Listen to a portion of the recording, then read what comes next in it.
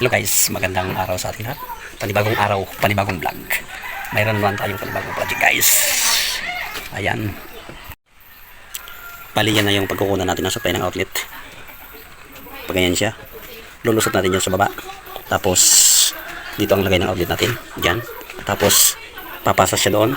Diyan natin padaanin sa flooring. Isisit lang natin. Yan. Papunta doon. Tapos, yung sa ilaw naman, may junction box na tayo dyan. Dito natin i-offset natin yung tubo niya kasi hindi sinto sa butas. Gaganyan na lang natin. Tapos pag ganyan, yan dito ang switch. Yan, may dating switch na rin yan. Kaso lang nalagay na siya sa labas. Pag ganyan pati ang palo ng ating pinto. Kaya yung isa sasali natin dito sa loob. At yung isa diyan na lang siya para dito. Yun, lalagay tayo ng junction box doon. Yan. Para yung connection na yung naka-flexible, kukunin na lang natin. Ayan, umpisa na tayo. Hindi ko na lang bibidyohin yung ating pag sinsel yung sa pagtubo na lang. Okay guys, umpisa na tayo. Ayan guys, nakatapos na rin tayo mag-chipping. Yan, punta sa ilaw doon. Tapos itong sa outlet. Dito na natin yan sa flooring. Medyo malambot din naman yung pagkaka-flooring. Yan, ganyan. Tapos dito yung punta sa kabila, papunta doon sa play. Palusot natin dyan. Doon tayo sa kabila. Ayan, ayan na. Malambot lang naman i-chipping itong flooring. Yan. At dito tayo kukuha. Yan. Okay, magtutubo na tayo.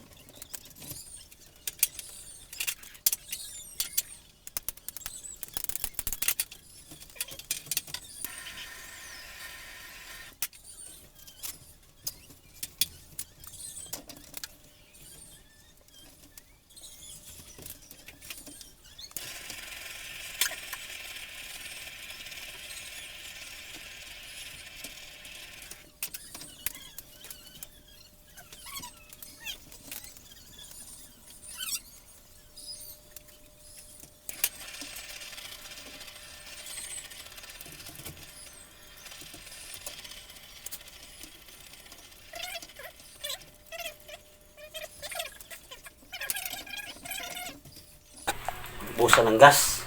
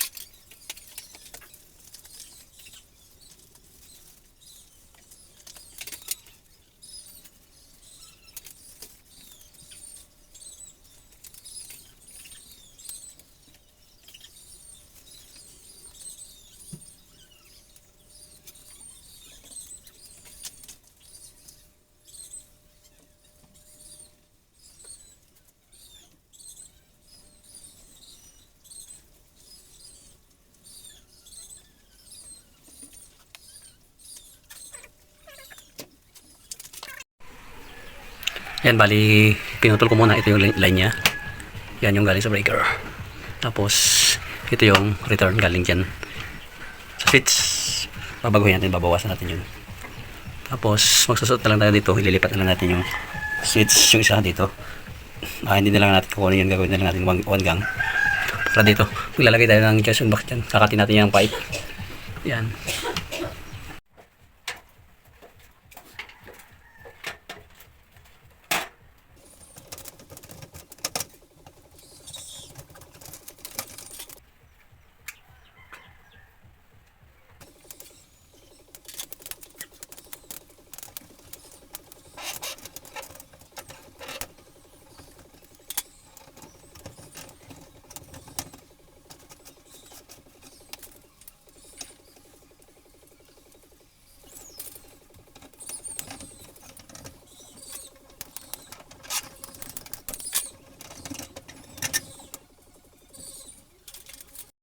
mag-wiring na tayo guys.